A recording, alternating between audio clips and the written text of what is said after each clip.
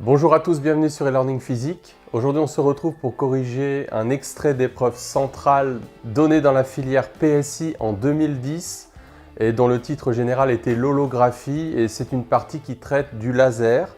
Donc on voit bien que le thème du laser, s'il est officiellement au programme dans la filière PC, peut concerner également d'autres filières comme la filière PSI ou même la filière MP. Et donc j'ai décidé de corriger cet extrait d'épreuve d'électromagnétisme qui s'intéresse au fonctionnement d'un laser hélium-néon. Bien sûr, au premier titre, ça intéresse ceux qui sont dans la filière PC, qui ont explicitement le laser à leur programme. Donc cet extrait d'épreuve va nous parler de cavité électromagnétique, on va retrouver les modes propres. Et puis surtout, la partie la plus intéressante, c'est après, c'est qu'on va retrouver la nécessité d'un pompage optique pour pouvoir procéder à une amplification dans la cavité laser. Et donc c'est ce qu'on va mettre en équation tout à l'heure. Et bien sûr, on peut faire une analogie entre cet oscillateur électromagnétique qui est le laser, comme le laser hélium-néon dont il est question ici, et les lasers en électronique. Donc dans la filière PC, on a explicitement au programme le laser, l'oscillateur à Pontevin. Et là, il y avait un autre oscillateur électrique avec lequel on pouvait faire une analogie avec le laser. Alors je ne vais pas corriger cette partie sur l'électronique, bien que ça pourrait être très intéressant également. On va s'intéresser uniquement à la partie électromagnétique, donc décrire sommairement le fonctionnement d'un laser et voir la nécessité du pompage optique d'une autre manière que ce qu'on a déjà fait dans notre série de vidéos de cours sur le laser en faisant le bilan d'énergie dans la cavité laser. Là, on va voir, c'est traité un petit peu différemment, vraiment dans le formalisme de l'électromagnétisme. Donc les premières questions, on va les passer très rapidement, elles sont très simples. Donc je suis dans la partie 2A1 petit a. Donc rappelez une expérience historique permettant de conclure que l'énergie d'un atome est quantifiée. Comment nomme-t-on l'état de plus basse énergie et les autres? Donc on peut modéliser le laser sommairement par un système à deux niveaux, avec des populations N1 dans le niveau 1 et N2 dans le niveau 2. Donc le niveau d'énergie le plus basse, c'est le niveau fondamental. Les niveaux d'énergie supérieurs, ici il n'y en a qu'un, c'est les niveaux excités. Et donc historiquement, comment on a su que les niveaux d'énergie dans l'atome étaient quantifiés? C'est parce qu'on observait des spectres de raies.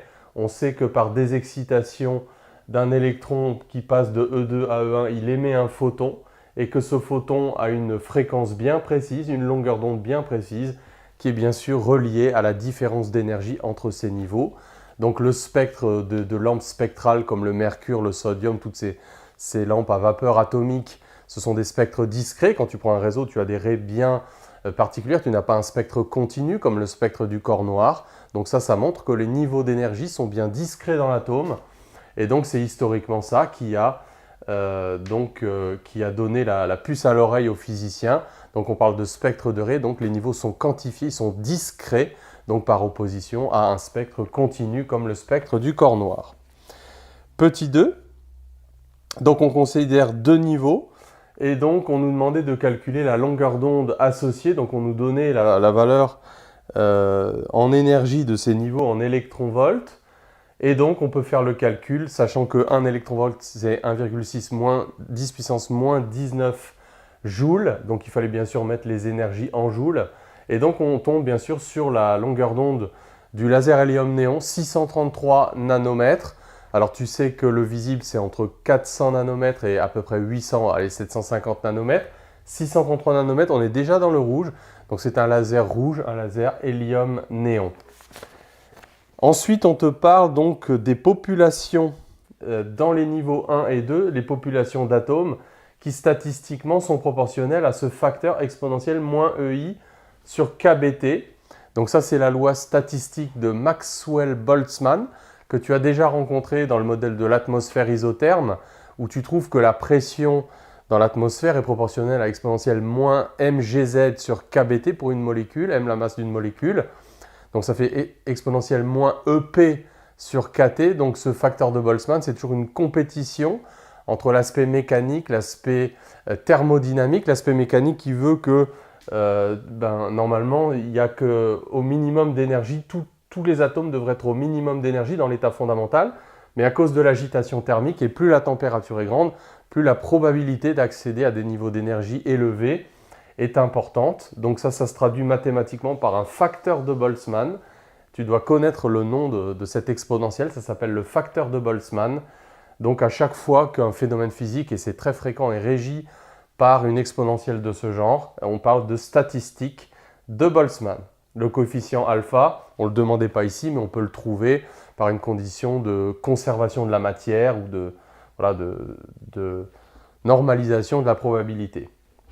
Alors, sans connaître le coefficient alpha, on pouvait calculer le rapport des populations. Donc N2, c'est le nombre d'atomes sur l'état excité, N1 sur l'état fondamental. Donc on s'affranchit de alpha en faisant le quotient, ça fait exponentielle E1 moins E2 sur KBT. Et on trouvait à température ambiante 10 puissance moins 33, donc ça veut dire que pratiquement il n'y a aucun atome ou très très peu sur l'état excité, ils sont tous dans l'état fondamental. La température n'est pas assez élevée étant donné la différence d'énergie pour amener suffisamment d'électrons dans l'état excité, d'atomes dans l'état excité. Et donc, on va voir que pour réaliser un laser, et là je te renvoie au cours plus détaillé sur le laser, il faut réaliser donc ce qu'on appelle une inversion de population, c'est-à-dire qu'il faut que la population la plus élevée se situe dans le niveau élevé, et pour ça, il faudra faire un pompage optique, mais ça, on va le revoir dans la suite de l'épreuve. Tout ça, c'était pour préparer les choses. Alors, maintenant, on va parler de cavité électromagnétique. On va retrouver les modes propres de la cavité électromagnétique. J'ai un tout petit peu modifié l'énoncé parce que je me suis dit que c'était un petit peu dommage de ne pas retrouver l'expression ici de la fonction f de x. Bref, quand on a un laser, le laser, c'est une onde électromagnétique stationnaire qui, donc on peut le voir comme une superposition en première approximation d'OPPH qui font des allers-retours dans la cavité. Ce miroir étant parfaitement réfléchissant, celui-là, il n'est pas totalement réfléchissant, ce n'était pas dit dans l'énoncé, mais en fait, il laisse passer une partie du faisceau, et c'est ce qui fait d'ailleurs qu'on récupère là le faisceau laser. Alors le coefficient de réflexion, il peut être pratiquement de 99%. Voilà, on va laisser passer 1% de l'amplitude du signal, du champ électrique, et ça va suffire à récupérer du laser. Et donc là-dedans, on a un milieu amplificateur, et donc l'onde électromagnétique qui fait des allers-retours. Alors, on a mis un système d'axes X comme ça, Y comme ça, et on part d'une onde E de X et de T, 2E0 sinus oméga T, F de X, EY. Dans le texte, c'était déjà un sinus KX. Moi, je me suis dit qu'on pouvait peut-être redémontrer le fait qu'ici, on ait un sinus KX. Bon, tout d'abord, tu vois que tu as un produit séparé d'une fonction du temps et d'une fonction d'espace, F de X, G de T. Et donc, ça, c'est le signe qu'on a une onde stationnaire. Donc, une onde stationnaire, produit séparé. Donc, ça veut dire qu'on peut annuler, par exemple, la fonction F de X à certains endroits. On va retrouver les modes propres. Donc, ce qu'on appellerait les nœuds de la cavité ou les ventres quand f de x est maximum. Donc, chaque fois que tu as ce produit séparé, ce sont des ondes stationnaires. Alors, pourquoi f de x, c'est une fonction sinusoïdale? Comment on peut le retrouver? Donc, évidemment, dans la cavité, en supposant le milieu assimilable au vide, on a l'équation de D'Alembert. Le champ électrique vérifie l'équation vectorielle de D'Alembert. Le champ est polarisé selon EY, donc ça veut dire le champ il est vertical, il dépend de X, mais il est polarisé selon EY. Cette équation, on peut donc la projeter, en fait c'est trois équations, mais qu'on peut projeter sur X, Y et Z. Le Laplacien de EY, maintenant on se ramène au Laplacien d'un champ scalaire. Le Laplacien de EY, voilà, je fais tout ça pour te rappeler toutes ces petites notions. C'est d de EY sur dx2 plus d de EY sur dy2 plus d de EY sur dz2. Donc ça, c'est le Laplacien de EY, mais EY dépend de x. Alors attention, hein, la faute fréquente quand on prend le Laplacien d'un vecteur, c'est de croire que les coordonnées du Laplacien du vecteur, c'est d de x sur dx2, d de y sur dy2, d de y sur dz2. Bien sûr, c'est faux. Il faut bien prendre le Laplacien de chaque coordonnée, et heureusement d'ailleurs, parce qu'on voit ici que le champ est selon EY, mais il dépend de X, donc on ne confond pas la dépendance du champ et sa direction, hein. Ce sont deux choses qu'il faut vraiment que tu sépares dans ton cerveau, il faut que tu crées des petites cases. Quelle est la direction du champ? De quelle variable dépend-il? Ce sont deux notions complètement indépendantes. Et donc, si on reporte tout ça dans l'équation de D'Alembert, on dérive deux fois ça par rapport à x, donc on va dériver uniquement la fonction f. Donc on aura 2e0 sinus oméga t f seconde de x moins 1 sur c carré. Si on dérive deux fois ça par rapport au temps, dériver deux fois le sinus, à faire moins oméga carré sinus.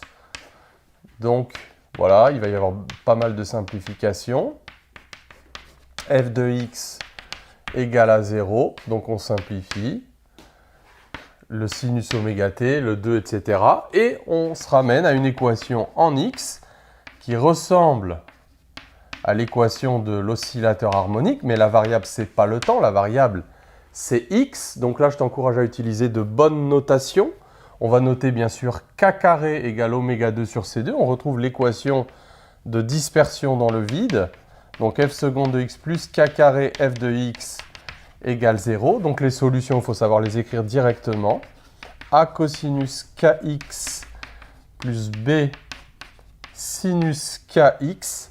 Et les deux constantes d'intégration a et b, il faut les trouver en appliquant les conditions aux limites. Donc là, on n'est pas encore tout à fait dans l'énoncé tel qu'il était donné, puisque je me suis rajouté cette petite difficulté de trouver la fonction f de x. Pourquoi c'est un sinus? Eh bien, alors là, il faut utiliser les conditions aux limites d'un champ électrique sur un conducteur parfait. Alors, pour ça, il faut les relations de passage du champ électrique entre deux milieux. E2 moins E1 est égal à sigma sur epsilon 0 vecteur n de 1 vers 2. Donc, cette relation nous dit que quand on passe du métal, donc on va dire que le milieu 1 c'est l'intérieur du métal, le milieu 2 c'est le vide ou l'air, c'est l'intérieur de la cavité. On sait que pour un métal parfait, le champ à l'intérieur est nul, parce que l'épaisseur de peau tend vers 0, parce que la conductivité tend vers l'infini. Donc le champ E1 est nul. Or, cette relation impose une continuité de la composante tangentielle du champ électrique. Donc ça veut dire que le champ E2, comme il est tangentiel, alors pour ça il faut bien regarder la direction de polarisation du champ, il est selon EY, donc il sera nul également en x égale 0 et aussi en x égale L, c'est-à-dire sur l'autre miroir. Donc en x égale 0, le fait que le champ soit nul, ça implique que grand A vaut 0, parce que cosinus vaut 1, sinus vaut 0. Donc ce terme est nul, donc on se retrouve bien avec sinus kx, et puis la constante multiplicative, on le fait rentrer ici, dans la constante multiplicative 2E0. Alors pour retrouver les modes propres de la cavité, on va se servir du fait qu'on a également un nœud ici de champ électrique pour la même raison en x égale L, et donc on se retrouve avec E de L et de T est égal à 2E0 sinus oméga T sinus KL EY, et donc ça vaut 0, quel que soit T, donc c'est forcément le sinus qui s'annule, ça ne peut pas être les autres termes de ce produit. Donc sinus KL égale 0, comme d'habitude avec les ondes stationnaires, les conditions limites, on les fait porter sur la partie spatiale de l'onde. Allez, on dessine un petit cercle trigo. Donc ça veut dire que KL est multiple de pi. Et donc, K c'est 2pi sur lambda, L égale NP. Donc on retrouve que la longueur de la cavité, c'est un multiple de la demi-longueur d'onde. Et puis, on retrouve aussi toutes les pulsations propres. K, c'est aussi oméga sur C. Donc, on retrouve que oméga n, c'est n pi C sur L. Donc, les pulsations propres de la cavité. Donc, ça, c'est aussi 2pi fois nu n. Et donc, on retrouve les fréquences propres de la cavité, les modes propres de la cavité. Donc, nc sur 2L, toutes multiples entiers du fondamental.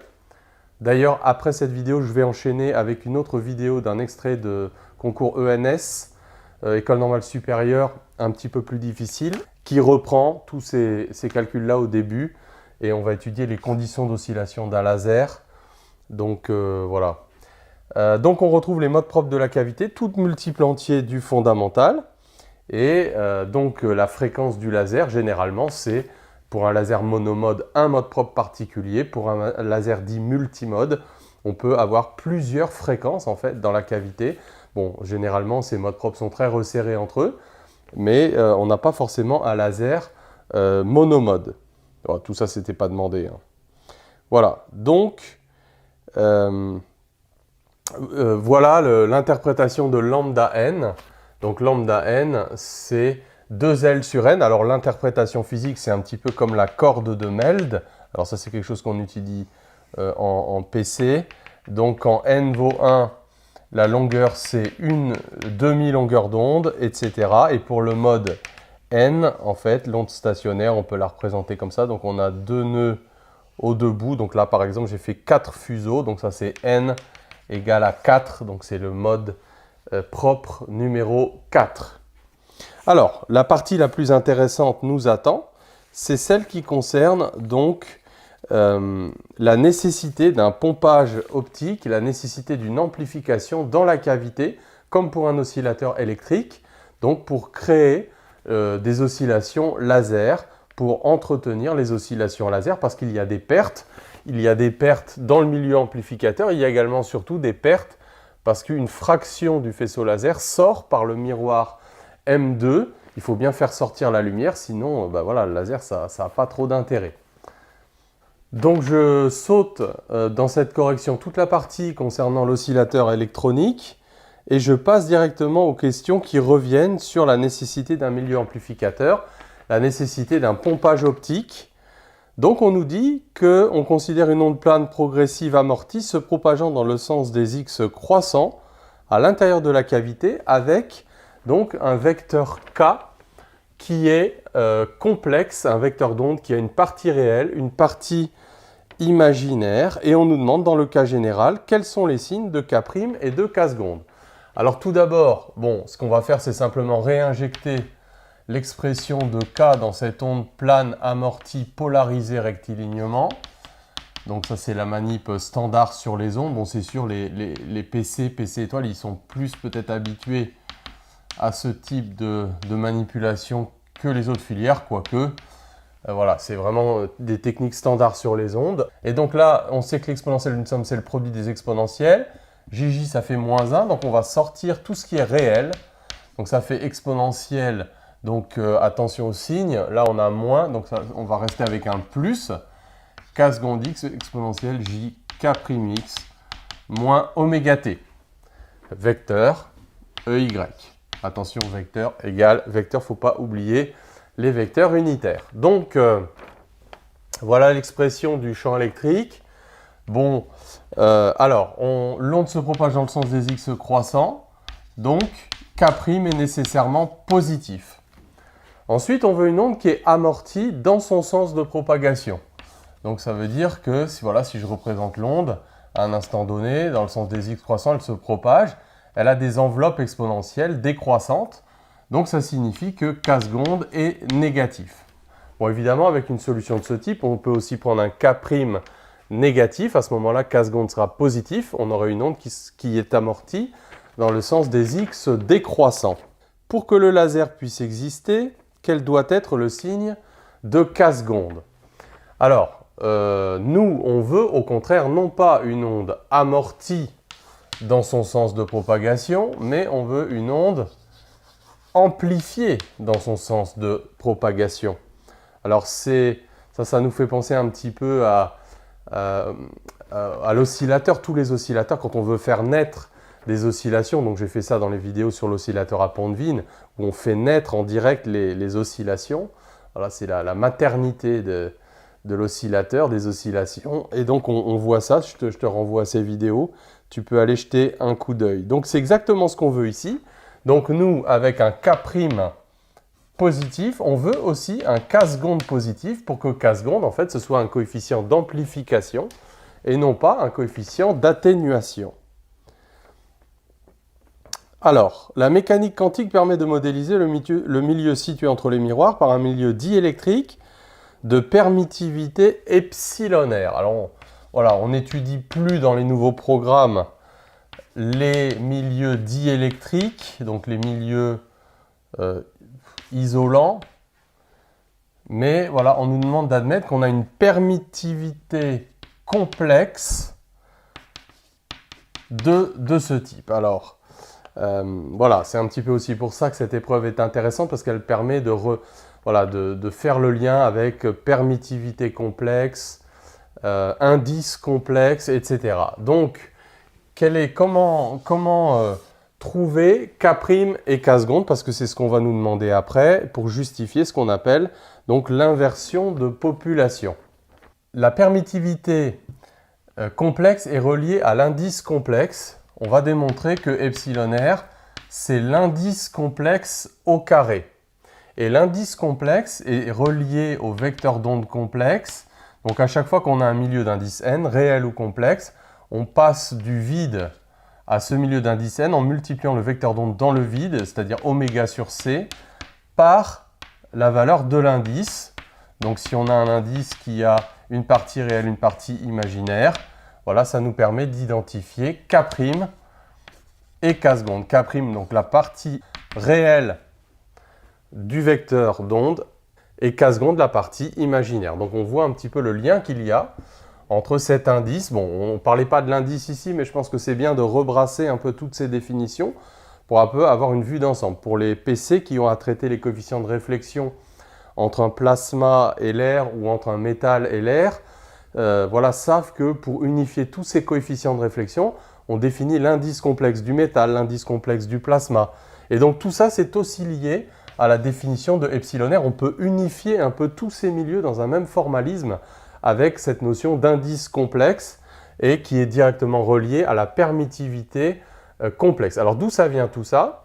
Eh bien si on admet, alors ça il faut l'admettre, qu'en complexe, l'équation de D'Alembert est modifiée en multipliant la permittivité par cette permittivité relative, qui ici est complexe. Donc le champ électrique dans la cavité, dans le milieu amplificateur, en complexe, va vérifier cette équation-là. Donc on a simplement multiplié ici par epsilon r, qui est un facteur sans dimension qu'on appelle la permittivité relative. Et le produit epsilon 0, epsilon r, c'est la permittivité absolue, qui ici sera complexe. Donc le fait qu'il y ait une partie imaginaire, ça prouve qu'on est dans ce qu'on appelle soit une zone d'absorption, en tout cas c'est même une zone ici d'amplification, comme on va le voir. Mais voilà, le vecteur d'onde, il a une partie imaginaire qui est non nulle. Alors, comment retrouver le lien là, epsilon r égale n au carré? Eh bien, simplement, c'est qu'on sait que dans un, voilà, epsilon 0 mu 0, c'est 1 sur c carré. Donc, on pourrait écrire ça, moins n carré sur c carré, d2e sur dt2 égale au vecteur nul. Donc, pourquoi j'ai modifié l'équation de D'Alembert comme ça? Parce qu'on sait que dans un milieu d'indice n, la vitesse de phase, c'est c sur n, donc 1 sur c carré est transformé en n carré sur c carré. Et donc là, on voit l'identification avec epsilon r, n carré égale epsilon r. On peut le retrouver également avec l'équation de dispersion. Donc on va avoir K2 égale à donc, epsilon r sur c carré, donc fois oméga carré, c'est-à-dire donc N2 oméga 2 sur C2. Donc dans tous les cas, qu'on introduise l'indice complexe ou qu'on ne l'introduise pas, on voit que pour trouver K, il va falloir prendre donc epsilon r à la puissance 1/2. Donc 1 plus G N1 moins N2. Alors epsilon r, il est complexe, hein, on ne l'a pas oublié. Mais bon, on va faire un développement limité, formule du binôme à l'ordre 1. Parce que voilà, le terme ici, il est supposé être très petit devant 1. Et donc tout ça à la puissance 1/2. Et donc comme très souvent dans ce type de calcul, donc là c'est la partie un peu technique de l'épreuve, on va faire un développement limité. Et donc on va avoir K très peu différent de oméga sur C, donc le vecteur d'onde dans le vide, 1 plus 1 demi de G, donc N1 moins N2 sur oméga 0, donc 1 sur... Alors là, ce que je vais faire, c'est que je vais tout de suite séparer partie réelle et partie imaginaire en multipliant par le complexe conjugué du dénominateur, parce qu'il va falloir qu'on identifie K' et K secondes, donc moins J gamma, le tout sur le module carré, donc on élève la somme des termes au carré, partie réelle au carré, plus partie imaginaire au carré. Donc sous cette forme-là, ça va être assez facile d'identifier K' et K secondes. Donc à l'ordre le plus bas, K' vaudra environ oméga sur C, c'est-à-dire K0. On va négliger le terme d'ordre 1, ici on se limite au 1 ici parce que c'est le terme le plus important. Par contre pour la partie imaginaire, le J il est là, on est obligé donc de garder ce terme-là qui est d'ordre 1. Donc on voit que K seconde est beaucoup plus petit que K', donc on aura environ égal à 1 demi de G. Et toute la physique va être contenue dans le signe de cette parenthèse, comme on va voir. Donc on a un moins devant sur oméga 0. Donc facteur de gamma divisé par oméga 0 carré. Voilà. Alors, l'amplification, et là, toute la physique, hein, comme très souvent en électromagnétisme, il faut parfois faire pas mal de calculs avant d'extraire un petit truc de physique à la fin, si j'ose dire. La physique coûte cher en électromagnétisme. Donc, il nous faut un K seconde positif pour l'amplification. K' est positif. Donc, il faut que cette parenthèse soit positive, puisqu'il n'y a que cette parenthèse qui peut changer de signe. Et donc, il nous faut N2 plus grand que N1. Donc, c'est ce qu'on appelle la nécessité de l'inversion de population par pompage optique. Pompage, ce qu'on appelle électrique ou optique. C'est-à-dire que le milieu amplificateur, il faut lui communiquer de l'énergie pour amener donc les atomes d'un état bas vers un état haut et pouvoir produire après ce qu'on appelle donc l'émission stimulée de photons, parce que les photons émis par émission stimulée ont des propriétés particulières de cohérence de phase entre eux, de polarisation, etc. Si tu veux en savoir plus, je te renvoie au cours complet sur le laser. Mais donc ça, c'est ce qu'on appellera l'inversion de population. On a vu tout à l'heure qu'à l'équilibre thermodynamique, c'est l'état d'énergie le plus bas qui est le plus peuplé. Et nous, on veut qu'au contraire, eh bien, ce soit l'état d'énergie le plus élevé qui soit le plus peuplé. Et ça, pour ça, il faudra fournir de l'énergie au système. De la même manière que dans un oscillateur électrique, même s'il n'y a pas de générateur basse fréquence, le truc, il oscille tout seul. Mais attention, il faut lui fournir de l'énergie pour compenser les pertes. Et lui fournir de l'énergie, c'est au travers des alimentations, des amplificateurs opérationnels, des amplificateurs linéaires intégrés. Voilà, donc ce résultat, il est assez joli.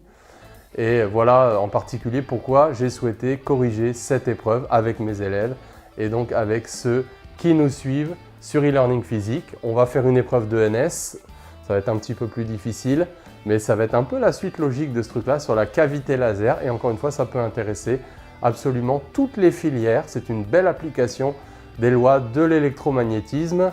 À bientôt.